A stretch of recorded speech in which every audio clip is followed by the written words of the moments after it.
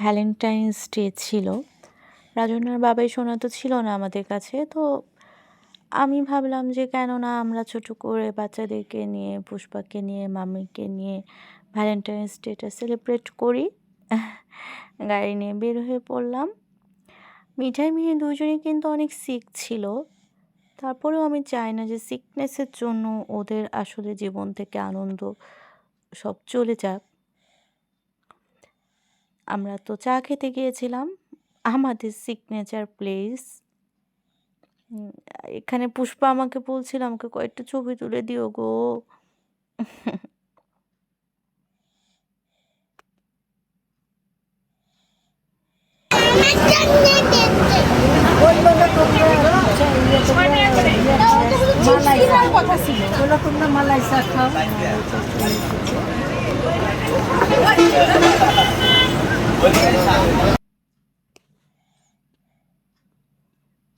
আসলে আমার মনে হয় জীবনটা তো একটাই।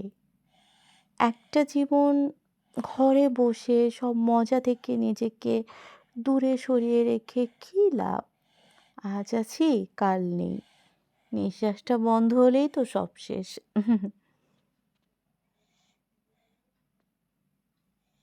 যাই হোক, ওখান থেকে আমরা সুমিত্রা দিদির বাসায় গিয়েছিলাম, আর ওখানে যে কি হলো, সুমিত্রা দিদির বাড়িতে আমি ধপাস করে পড়ে গেলাম। কেন পড়ে গেলাম নিজেও জানি না, পড়ে যাওয়ার কোনো কারণ ছিল না। মিহি আমার কোলে ছিল, আমি ফোন টিপতে টিপতে ধপাস, এত লজ্জা পেয়েছি। ওখানে শীতলা পূজা, কালী পূজা এসব ছিল।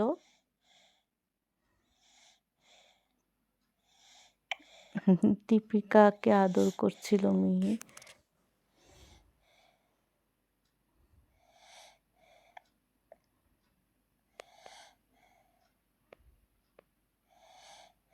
আর এদিকে মিঠাই নাচছিল। ওখান থেকে আমরা প্রচুর হোটেলে চলে গিয়েছিলাম কিছু খেতে। আমি খেয়েছিলাম সবজি আর রুটি, পুষ্পা খেয়েছিল নান গ্রিল।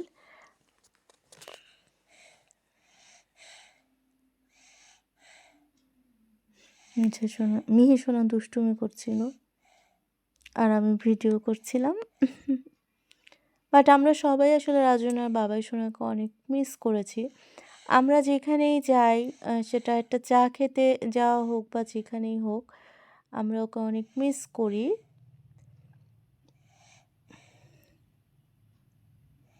এখানে তো মিঠাই কেন জানি রাগ হয়ে গিয়েছে।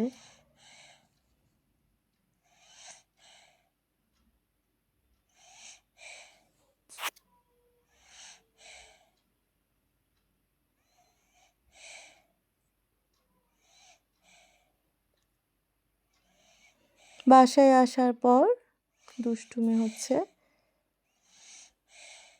তুমি কাকে সবচেয়ে বেশি ভালোবাসো?